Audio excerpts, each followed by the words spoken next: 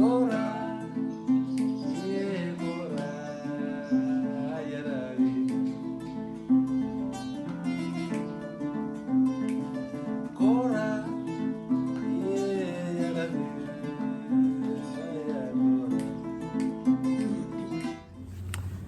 family, I hope you enjoyed the intro. It was done by a subscriber that I agape love. Thank you so much.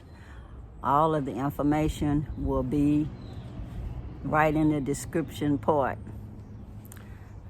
You know, where it normally is. But anyways, y'all know, I'm a storyteller, y'all. I'm a griot. And I actually am sticking to my stories. I don't have a gossip column. I don't have any columns where I'm asking people where I should move or anything like that. I recently had a comment by somebody who's telling me that I should move to Tanzania. And all I said was that I visited there before, so it's not like I haven't visited Tanzania. But I said I don't want to permanently move to East Africa because I have ties to West Africa, especially the Gambia, with my family researching me all the way to the Cora family.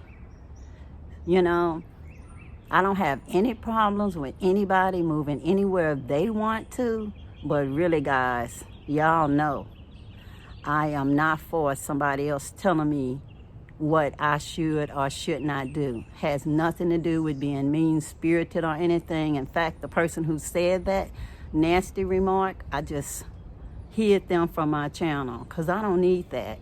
I am doing this because I like sharing my stories with y'all. I'm not monetized. Even when I get monetized, I'm still not doing it for the money. I'm more than likely to use the money to do good works. But I'm telling you guys, I'm being me when I'm doing these videos. It's not scripted. I'm not doing anything for likes. So if you don't like people being themselves, then I guess my channel is not for you. It's lots of people that's fake out there that you can listen to. But anyway, I'm just addressing that to get that out the way. You know, I'm just being myself, y'all. I'm just telling my stories. That's it. My stories. I relate everything to me. That's what makes me different than other people. Because I'm telling you my story. That's it. You know, I see lots of people have all kind of gossip columns and are talking bad about other people, but that's not me. I'm just telling y'all my story. That's it. But anyway, guys, what I got on today is some simple old earrings that I got, of course, through cooperative economics. Plain old t-shirt. See, plain old t-shirt, know your roots. Cameroon. Necklace that I ordered. That's in the shape of what? Cameroon. That's it. And the jacket y'all have seen before. If you've seen my other videos, there's the Nyame, nothing greater than yourself. And my trusty old back goddess, but aunt. So that's it, guys. I got just plain old jeans on, and my shoes came from Cameroon. That's it. So anyways, I was talking to a friend of mine today. She lives in the Gambia. And we are still talking through WhatsApp. And we were just talking in general about lots of things. And she told me when I got to the part about my remembering being Pope, she told me I should write a book about it. And I decided that, yeah, I do want to write a book about my life. But for right now, I'm sharing my stories with you guys So I will share this story with you too. I have to start from the beginning so you can get it in context. I went to the micro club with my cousins in Houston. It's just a plain old disco, y'all. And I was sitting there with my cousins, looking cool with my big giant afro. And this guy walks by because he's looking for his blind date from his job. To the people at his job arranged for him. And while he was passing, he saw me. So he asked me to dance. And then he came back and asked me to dance again, even though some other guy was holding my hand. And he said, I have asked her to dance previously. And the guy just went on and just say, oh man, no problem. And I thought it was cute, I was like, what? Does that mean I'm supposed to dance with somebody every dance because I accepted a dance from them once? But anyway, I just thought it was cute. And I let him slide on that one. Okay, so we got actually engaged and married in 3-4 months. He was from Nigeria, even though when I asked him where he was from, he said he was from Kansas. And I said, no, where he really from? And he said, I'm from Nigeria. Okay, that was cool. He was going to pharmacy school. I was going to nursing school. So I thought, oh, that's cool. We were equally yoked. So anyway, guys, we got married. He was working as a nurse in Artley and going to pharmacy school full time and stayed on the dean's list the whole time. But the thing about it is that on our wedding night, I was so tired, I just wanted to go to sleep. He, on the other hand, like, oh, it's our wedding night. So anyways, to make a long story short, what I needed to use to not get pregnant did not get used. And he said, don't worry about it, la-di-da-di-da. It was left at our apartment in Houston, and we was in Galveston where the wedding ceremony was. So we end up 9 months after getting married, having a baby. Okay.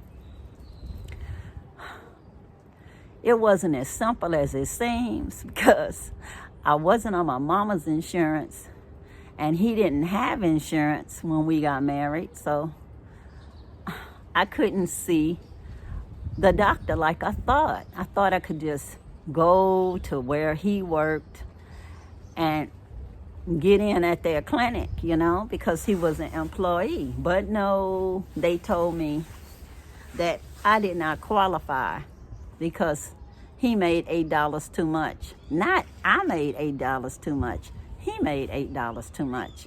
And I told them, but that's an overtime check. And the lady said, hey, that's just too bad. And I'm telling y'all, I grew up in this family where my mother was working for an insurance company. So I always had my private doctors and everything. And I was like in shock. Like, what? Like all my pregnant hormones kicked out. I was crying. So another lady in the office, she felt sorry for me and she said, baby, don't cry. They always have private hospitals that have private clinics and they have sliding scale so you can pay what you could afford. And so I said, okay. So I called this private hospital that was Catholic. And since I was Catholic, they're like, oh, sure, yeah, you can come in. We have sliding scale.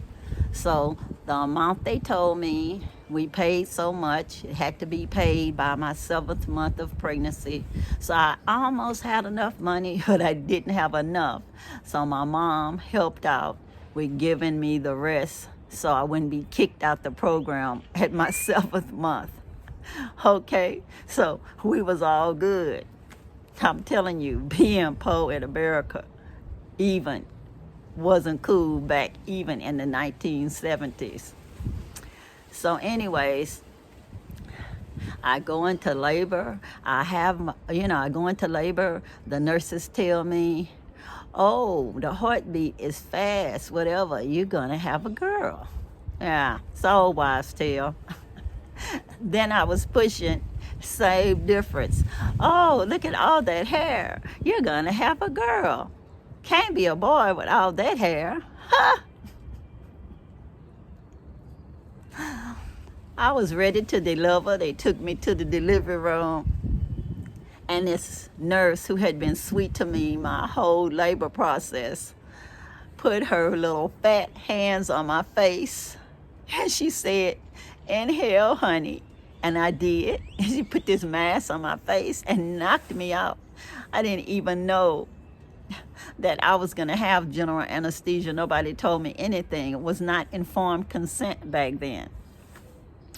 So anyway, they knocked me out, put practice forceps on my baby head, so I guess they could learn how to deliver babies for people with money. Outlet forceps. And when I woke up, it was a baby in this little incubator. I just saw a baby, y'all. I was still high from the general anesthesia. And I didn't even remember they said I had a boy instead of the girl that they insisted I was having. I mean, I was telling the baby, I'm going to buy you all kind of pretty dresses, etc., etc. In fact, I had already bought a little knit dress from some little fancy store because it was on clearance sale. And I said, well, if I don't have a girl, I can always give it away to somebody. But if I have a girl, it's a beautiful outfit to come home in. So anyways, my grandmother had already told me it's going to be a boy because I was sharp all in the front, not round like a turkey for a girl. But then she saw how disappointed I was, and so she said, well, I could be wrong, it could be a girl, Oh, well, anyway. I'm in the room the next day. The nurse brings me this baby.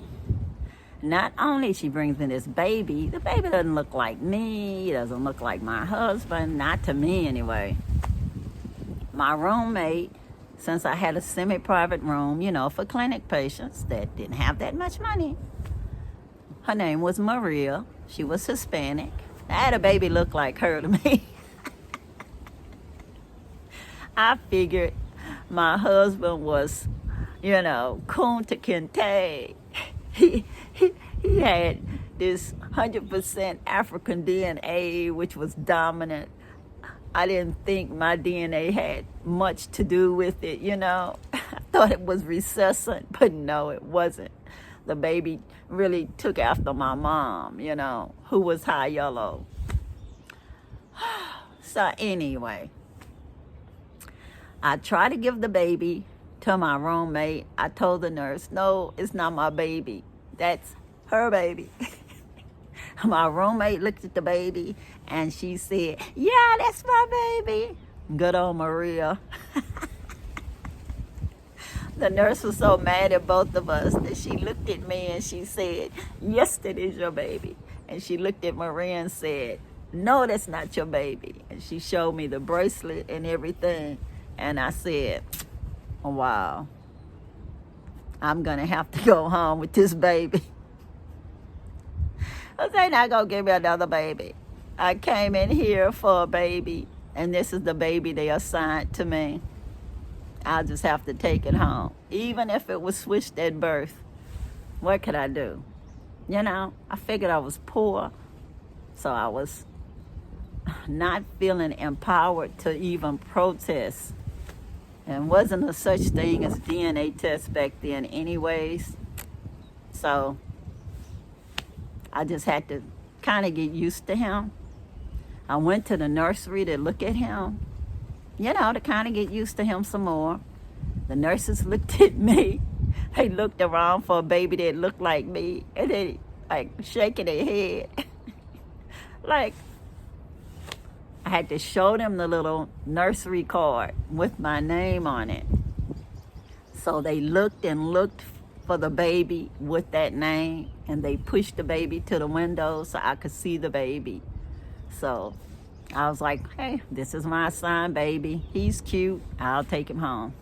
So later on in the day, my in-laws came. They looked at that baby. They turned around. And they laughed.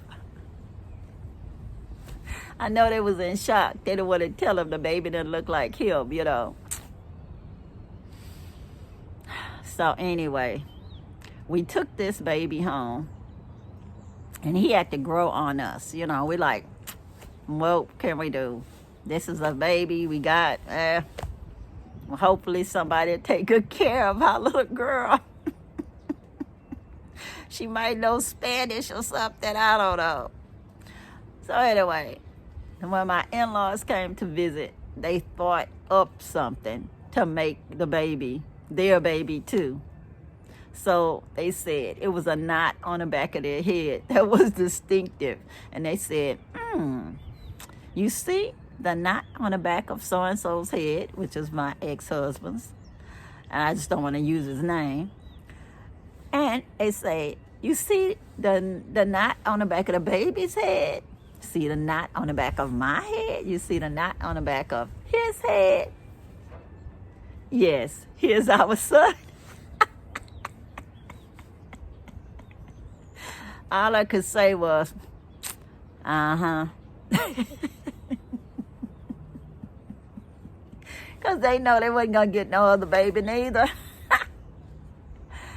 And you know, guys, as he got older, we put him in the sun a lot. And we did like the judge said when the man was in court. It say, Judge, that's not my son. And the judge say, feed him till he look like you. So we put him in the sun enough that now he looks like us. I think so. And he looks like me if I was my mother's color, you know. So my DNA was more dominant than I thought. And as some of you know, my DNA is predominantly Nigeria, Cameroon, about 66% of it. So with African ancestry, they picked up that I match people in Cameroon. But it's an artificial border, you know, between Cameroon and Nigeria. So those are all the same people. So it's not a wrong result. It's just an incomplete result. So anyway, guys, I hope I never forget how that felt. Feeling like I didn't really have a choice, not even in the baby that I took home, because I was poor and I know that I couldn't fight the system, that I didn't have money for a lawyer, and that nobody would care what I thought, and me just going along to get along, and that just take what I was given, you know. So I can understand how lots of people, when they're poor, pretty much take what they can get, even if it's not fair, you know. That you take the job, that you know that it's not enough pay, but you taking what you can get, and you try to get you a second job or a third job or whatever to try to make it enough so you could feed your family.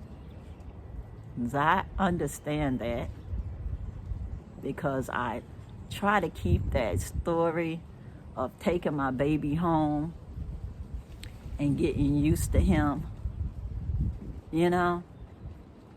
Because for the second baby, I was awake. They didn't put me to sleep.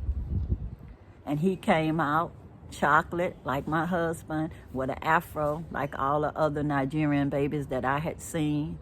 And when my in-laws came to visit, they smiled from ear to ear. And they was like, oh yes, here's our son. And it was like, look, I had to get used to the other one as much as y'all. I hadn't touched anybody before I got pregnant. Nobody. I was so in love with my husband before I got married to him.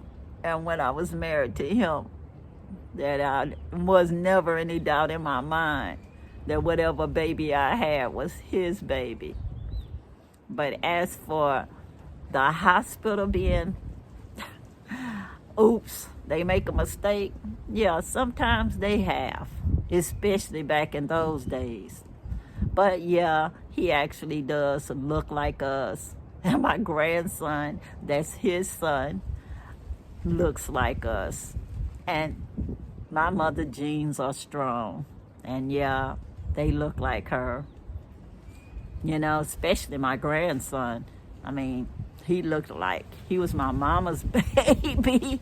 Just like my son looked like he was my mama's baby. I look like my mama's baby, but if my mama was dipped in milk chocolate.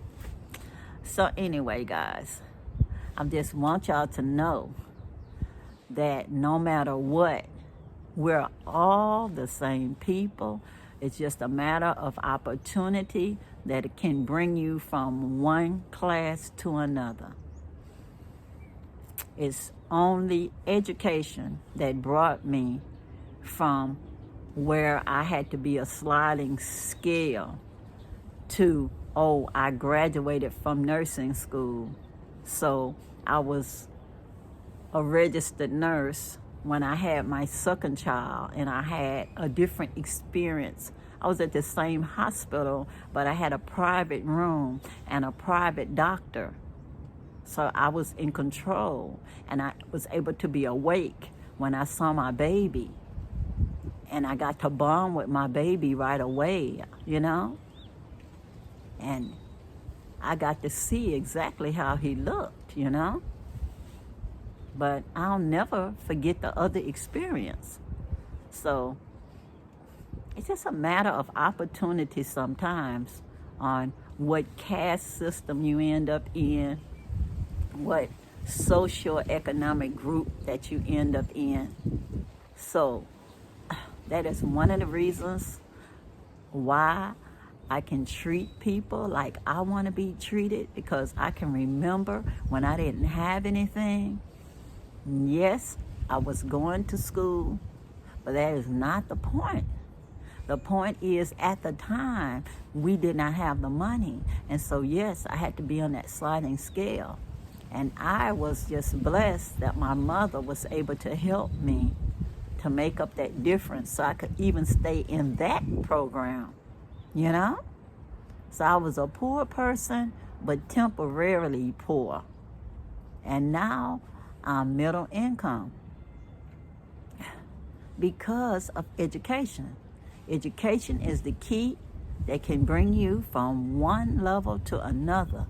And I will always appreciate that. My grandfather even told me when I was going to nursing school and it was hard, he says, the world, as long as the world be world, they'll always need nurses. And that's true. I was always able to get a job and take care of myself, take care of my kids, take care of my family. And yes, my ex, who was my husband at the time, became a pharmacist. So we actually did very good, you know. Our socioeconomic group changed. We were only temporarily poor. And he was working when he wasn't supposed to work even. He was here on a student visa, so you're not supposed to work at all. And after he married me, we went to the immigration office, so I know how it is getting interviewed so somebody can get a green card. And I know how it is when somebody lie and say they wasn't working, and because they interview separately. And then when you're getting interviewed, you've been brought up to tell the truth, especially to a government person. You know, we scared of the government. And when they asked me, I told them the truth. And that's why he ended up getting his visa. Well, not visa. Ended up getting his green card, because they said it's because of your wife that we gave you this green card. Somebody got to be able to keep working to take care of her till she's going to have a baby. So they empathized with me and let him get his green card and told him he better stop lying, which was very good advice. So anyway, guys, I just want to say that I agape love all of y'all, and I love sharing. I love helping people to get to the next level, especially through education. I like collecting stuff because I can. I like doing cooperative economics because I can. I like this because she's one of my collectibles. See, ain't nothing like a sister. And that's how I feel. Ain't nothing like a sister. But that's one of my collectibles. And y'all know I'm always saying, peace, peace. Well, I used to practice Judaism, Messianic Judaism, studied it, etc. Never officially became anything. That's also one of my collectibles, y'all. So I'm just sharing with y'all. Like I said, I believe everybody should be able to be free to travel wherever they want to travel, and nobody should tell anybody else where they need to live. Because, guys, y'all know I didn't ask none of y'all where I should live. I'm just sharing my story with y'all. Y'all are free to live wherever y'all want. Whatever religion y'all practice, that's wonderful. That's wonderful. I'm a spiritual person myself. So, like I said, I'm just being me, y'all. That's it. Just me. And I'm just sharing. I am a griotist. I'm a Creole griotist, just sharing my stories with y'all. And I hope that some of the stuff I say makes y'all see folks in a different way if you have not had the experiences that I have had with identifying with not being able to do some things because of lack of funding. You know, even though mine was temporary, some people's last a long time. So anyway, if you can help somebody out, please do. Until next time, guys, peace, peace, power to the people, and I'm out, y'all. Bye.